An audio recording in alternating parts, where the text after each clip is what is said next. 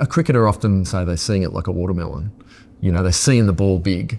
And I use that example a bit. The more that I shoot long form, the better I shoot.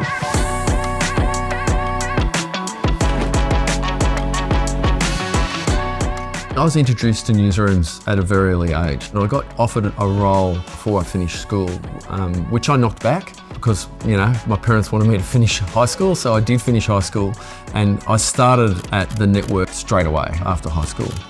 Once I had left news and gone into the current affairs world, that's when I started to learn my craft. You know what's interesting about me and Sony cameras is that I've had one within arm's reach of me for the last 30 years. The Sony brand, in my experience, has been just reliable. These cameras just work.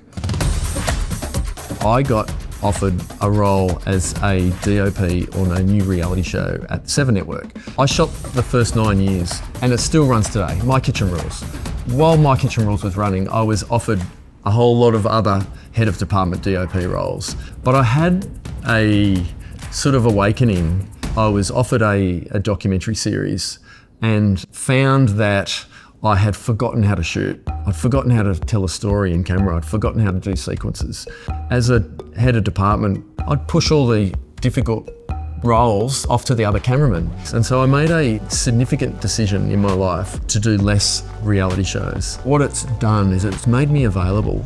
It's allowed my world to be opened up to shooting more projects that are more in line with what I want to do. You know, don't want to get typecast, and we don't want to put ourselves into a box.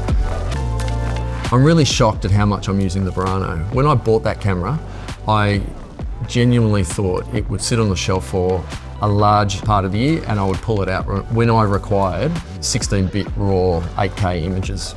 I'm using that camera every single day on every single shoot. If your client is asking you to shoot HD with a Rec 709 baked in look, you can do that with that beautiful sensor. Or if your client wants you to record XOCN 16-bit raw internal, you can do that too in 8K and everything in between. Sony have built a camera that is the most versatile camera that's ever been built. The inbuilt stabilization, the IBIS that comes with the Burano, with the variable ND, which, you know, is a world first. Those two bits of technology meshed together has changed the way that I shoot. I've always been an early adopter of the Sony technology. I love the FX cameras. They're still a big part of my life. There is a synergy between all those cameras. It's not just the look of the cameras, the way that they operate is very similar across the whole range. I used to have an attitude when I was running these departments that I needed every camera to be exactly the same. You know, that was a way that I ensured as the DOP that we're getting a very similar look. Nowadays, I really don't ask the operators to bring a specific camera, as long as it's Sony. One of the things I'm proud of is a series that I shot, Todd Sampson's Body Hack. I had the opportunity to summit a Himalayan mountain that sits right next door to Everest. Summiting up over 7,000 metres was easily the toughest thing that I've ever done, physically, mentally, emotionally. I was running an F5 at the time with cinema lenses. And so I decided to take that as far as I could. Then when I couldn't take it any further for logistical reasons, I had a little Handycam, which was an FS5. That camera saved me. I was not in a place that I was healthy. I was completely broken, and I relied on the technology to get me through. That camera was flicked the green switch to auto. I had my hand into the rocker. I was just pointing the thing in the right direction. Turned out that we managed to make a TV show out of it. But I look back on that, and if I had made a decision to take a camera that didn't have auto functions, we wouldn't have got ourselves an episode. I vividly remember the day when Sony released the phase detection autofocus.